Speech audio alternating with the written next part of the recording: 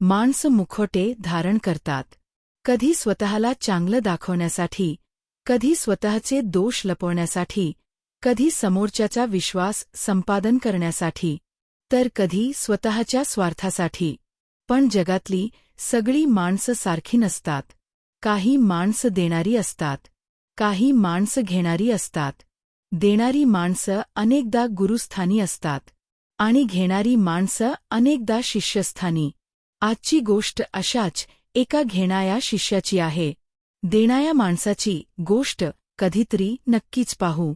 पण आज आपण पाहणार आहोत एका अशा शिष्याची गोष्ट जो आपल्या गुरूंच्या भक्तीत इतका बुडालेला असल्याचं जगाला दाखवत होता की लोकांना तो गुरूंचा सर्वात जवळचा माणूस, त्यांचा उजवा हात आणि कदाचित पुढचा उत्तराधिकारीच वाटू लागला होता. या गोष्टीतील व्यक्तीचं खरं नाव अर्थातच आपण घेणार नाही, म्हणून त्याचं नाव आपण ठेवूया निष्णात भगत. नावातच भगत आहे आणि तो दिसायलाही तसाच होता. गुरूंचा भक्त, गुरूंचा चाहता, गुरूंचा प्रचारक, गुरूंच्या विचारांचा प्रसारक आणि सर्वात महत्त्वाचं म्हणजे गुरूंचा माणूस. किमान बाहेरच्या जगाला तरी तो तसाच वाटत होता. गुरूंच्या नावाने सुरुवात. निष्णात जिथे जाईल तिथे त्याच्या बोलण्यात गुरूंचाच विषय असायचा. आमचे गुरू असं म्हणतात.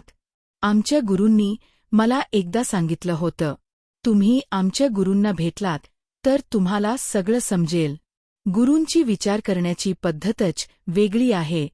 गुरूंना माणसाची पारख आहे. गुरूंनी मला हे शिकवलं, असं सतत चालायचं. तो गुरूंची स्तुती अतिशय सुंदर पद्धतीने करायचा. त्याला बोलण्याची कला अवगत होती. गुरूंच्या साध्या वाक्यालाही तो इतक्या प्रभावीपणे मांडायचा की ऐकणाऱ्याला वाटायचं, अरे वा, किती मोठे गुरू असतील हे. आणि मग हळूहळू आणखी एक समजूत लोकांच्या मनात तयार झाली. निष्णात गुरूंच्या इतका जवळचा आहे म्हणजे नक्कीच त्यांचा खास माणूस असणार. कुणी म्हणायचं, तो तर गुरूंचा उजवा हात आहे. कुणी म्हणायचं, गुरूंच्या नंतर यांचंच नाव असेल. तर कुणाला तर खात्रीच वाटायची, गुरूंचा पुढचा वारसदार निष्णातच असणार. निष्णात मात्र हे सगळं ऐकून नम्रपणे हसायचा. तो म्हणायचा, अहो, मी कोण? मी तर गुरूंच्या चरणांशी धुळीसारखा आहे. आणि एवढं बोलून तो पुन्हा गुरूंची स्तुती सुरू करायचा. लोकांना त्याची नम्रताही आवडायची. पण त्यांना हे माहीत नव्हतं की तो स्वतःची उंची वाढवण्यासाठी गुरूंच्या उंचीचा उपयोग करत होता. गुरूंची शिकवण आणि निष्णातची मांडणी. गुरु जे काही सांगत ते निष्णात अतिशय सुंदर भाषेत लोकांपर्यंत पोहोचवत असे. गुरूंनी एखादी साधी गोष्ट सांगितली तर निष्णात तिचा मोठा अर्थ काढायचा. गुरूंनी एखाद्या व्यक्तीला एखादं छोटंस मार्गदर्शन केलं तर निष्णात ते तत्त्वज्ञानाच्या पातळीवर नेऊन मांडायचा. लोकांना त्याचं बोलणं आवडायचं. हळूहळू लोकांना असं वाटू लागलं की गुरूंचे विचार समजून घेणारा माणूस जर कोणी असेल तर तो निष्णातच. गुरूंना थेट भेटण्यापेक्षा काही लोक आधी निष्णातशी बोलू लागले. आणि इथेच या गोष्टीला एक वेगळं वळण मिळालं. गुरूंशी संपर्क होत नाही. काही वेळा गुरू ध्यानात असायचे, कधी प्रवासात असायचे, कधी त्यांची प्रकृती ठीक नसायची, कधी त्यांना एकांत हवा असायचा. त्यामुळे एखाद्या शिष्याचा गुरूंशी संपर्क झाला नाही तर तो निष्णातला फोन करायचा. गुरूंशी बोलायचं होतं पण संपर्क होत नाहीये. निष्णात तत्परतेने उत्तर द्यायचा, काळजी करू नका, तुम्ही मला सांगा. सुरुवातीला हे खरंच मदतीसाठी होतं असं वाटत होतं. तो संदेश गुरूंपर्यंत पोहोचवायचा, कधी उत्तर द्यायचा, कधी गुरूंचं मत सांगायचा. सगळं व्यवस्थित चाललं होतं. पण हळूहळू एक सूक्ष्म बदल घडू लागला. गुरूंशी संपर्क न झाल्यामुळे निष्णातशी संपर्क करणारे लोक गुरूंशी संपर्क झाल्यानंतरही निष्णातच्याच संपर्कात राहू लागले. निष्णातने त्यांना पुन्हा गुरूंकडे पाठवण्याऐवजी स्वतः भोवती ठेवायला सुरुवात केली. हा बदल इतका अलगद होता की कुणालाच तो जाणवला नाही. पहिल्यांदा 4 लोक, नंतर 10, नंतर 20, आणि मग हळूहळू गुरूंच्या अनेक जुन्या शिष्यांचे गुरूंशी असलेले थेट संपर्क कमी होऊ लागले आणि निष्णातशी असलेला संपर्क वाढू लागला. गुरूंना काहीच कळलं नाही. हो, काही काळ गुरूंना खरंच याची कल्पना नव्हती, कारण त्यांचं लक्ष वेगळ्या गोष्टींमध्ये होतं. गुरूंचं वय झालं होतं. त्यांच्याकडे येणाऱ्या लोकांची संख्या किती आहे, कोण किती वेळा येतो, कोण कोणाला फोन करतो यापेक्षा जो येतो त्याला आपण काय देतो याकडे त्यांचं अधिक लक्ष असायचं. पूर्वी गुरूंच्या घरी दररोज 50-60 लोक सहज येत. एकेकाळी निष्णातही त्यांच्यातलाच एक असायचा. मग ते वारंवार येऊ लागला, मग दररोज येऊ लागला आणि शेवटी कायम सेवेस हजर राहू लागला. आता जे लोक गुरूकडे यायचे त्यांच्या आसपास तो असायचा. प्रत्येक व्यक्तीला गुरूंना भेटण्याची संधी मिळावी यासाठी तो मदत करायचा. गुरूंनाही वाटायचं, हा मुलगा किती मदत करतो. पण काही महिन्यांनी संख्या कमी होऊ लागली. 50-60 वरून 30-40, मग 10-12, मग 5-6. गुरूंना मात्र त्यात विशेष काही वाटलं नाही. वय झालं आहे, लोकांची कामं वाढली असतील, नवीन पिढी व्यस्त झाली असेल, असं काहीतरी कारण त्यांनी मनात घेतलं. पण सत्य काही वेगळंच होतं. आणि मग एक दिवस, एक वेळ अशी आली की गुरूंच्या घरी 2 महिने जवळजवळ फक्त 2च माणसं होती, गुरू आणि निष्णात. ज्या घरात कधीकाळी रोज 50-60 लोकांची वर्दळ असायची, तिथे आता शांतता होती.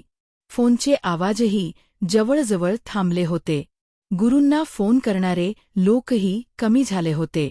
आणि एक विचित्र गोष्ट होती, निष्णात गुरूंच्या समोर असताना एकही फोन यायचा नाही, कोणी भेटायला यायचं नाही.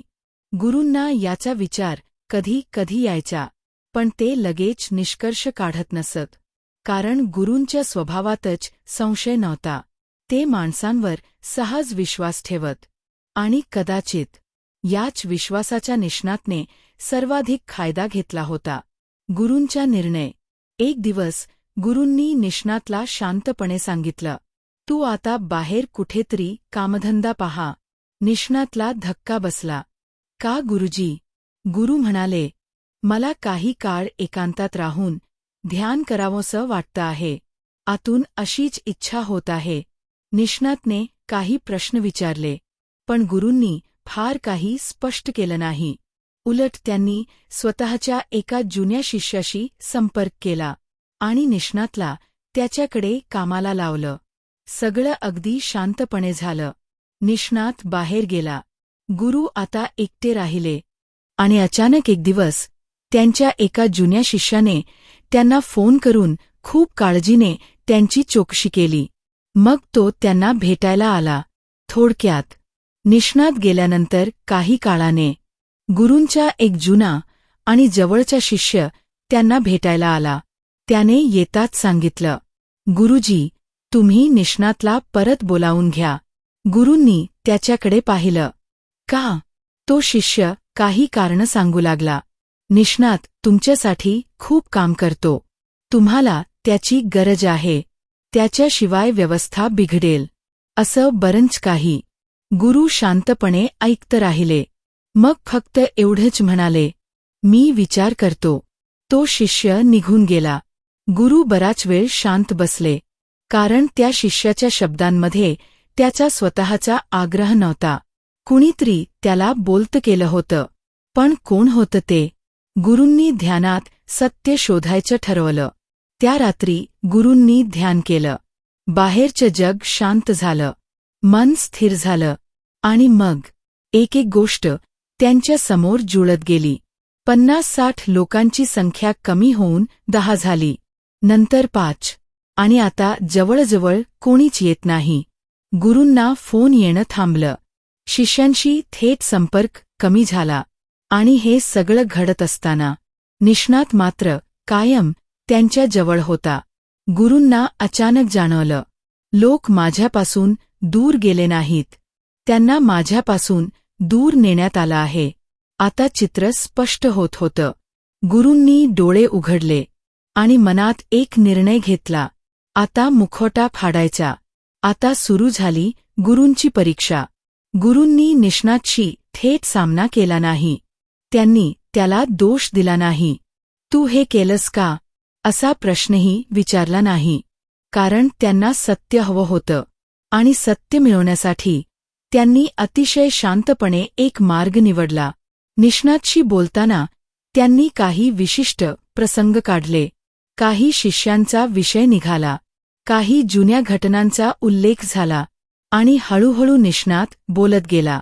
त्याला कदाचित असं वाटत होतं की तो नेहमीप्रमाणे गुरूंसमोर आपल्या हुशारीचं प्रदर्शन करत आहे. पण त्या दिवशी गुरु ऐकत होते, फक्त ऐकत होते. निष्णातने स्वतःच सांगितलेल्या गोष्टींमधून एक एक धागा बाहेर पडत गेला. कोणाला त्याने काय सांगितलं, कोणाला गुरूंशी संपर्क करू दिला नाही, कोणाला स्वतःकडे वळवलं, कोणाला गुरूंच्या नावाने स्वतःची माहिती दिली, कोणाला काय समजावलं आणि कोणत्या पद्धतीने लोकांना हळूहळू गुरूंपासून दूर ठेवलं. गुरूंना आता सगळं समजलं होतं. मुखवटा त्यांच्या समोरच उतरला होता. आता सत्य आलं काही निवडक शिष्यांसमोर. गुरूंनी यावेळी निष्णातशी त्याचाच खेळ खेळला होता. निष्णातने नकळत दिलेला हा कबुलीजबाब काही निवडक विश्वासू शिष्यांनी त्याचवेळी गुरूंच्याच घरी दुसऱ्या खोलीत बसून नुसता ऐकलाच नव्हता, तर रेकॉर्डही केला होता व इतर काही शिष्यांना फोनवर ऐकवलाही होता. सगळे शांत झाले, कारण प्रत्येकाला आपापल्या आयुष्यात घडलेल्या घटना आठवू लागल्या.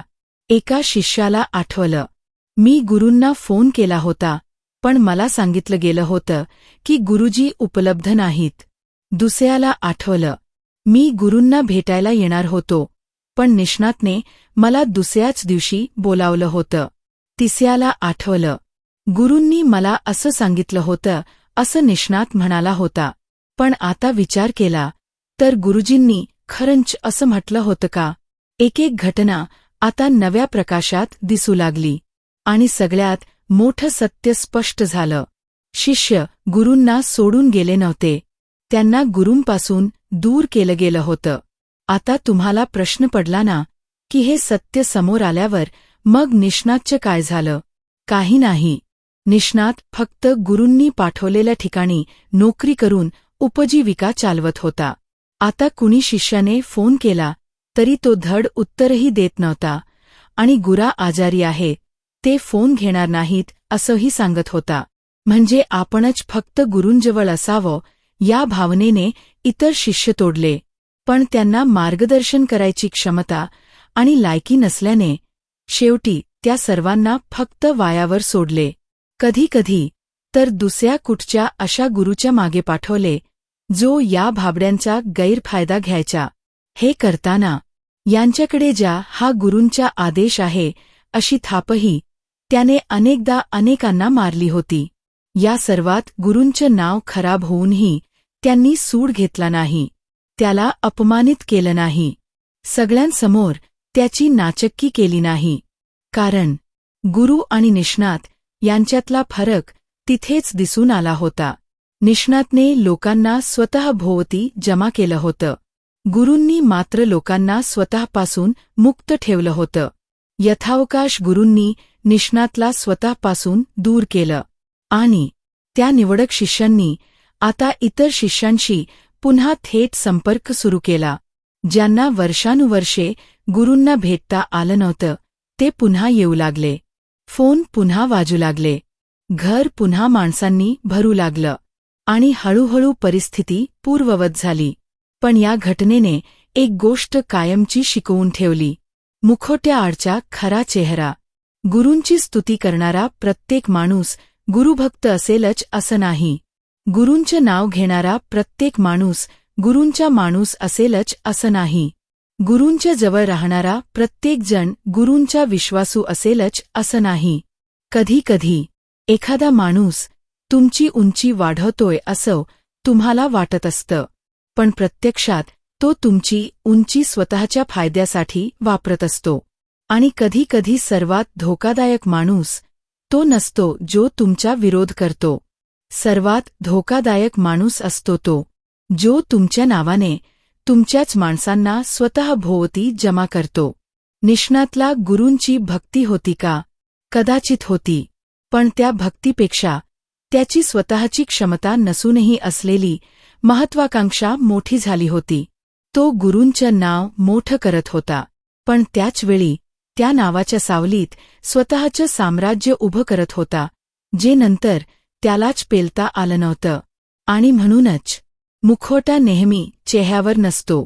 कधी तो भक्तीच्या रूपात असतो, कधी नम्रतेच्या रूपात असतो, कधी सेवाभावाच्या रूपात असतो, कधी मी तर गुरूंच्या चरणांची धूळ आहे या वाक्यातही असतो. म्हणून माणसाला त्याच्या शब्दांनी नव्हे, त्याच्या कृतींनी ओळखायला शिकणं गरजेचं असतं. कारण शब्दांनी माणूस गुरूंची स्तुती करू शकतो, पण त्याच्या कृती सांगतात तो खरंच देणारा आहे की आतून काहीतरी घेणारा आहे. आणि कदाचित म्हणूनच आजची गोष्ट एका प्रश्नावर थांबते. तुमच्या आयुष्यातही असा एखादा निष्णात भगत आहे का? तुमच्या भोवती गुरु, संस्था, कुटुंब, ऑफिस किंवा एखाद्या व्यक्तीच्या नावाने स्वतःचं महत्त्व निर्माण करणारी व्यक्ती आहे का? असेल तर तुम्ही तिचा मुखवटा ओळखला आहे का? ही गोष्ट आवडली असेल तर लाईक कराच. शिवाय तुमची प्रतिक्रियाही द्या. आणि अशाच आणखी गोष्टी ऐकायच्या असतील तर चॅनल सबस्क्राईब नक्की करा.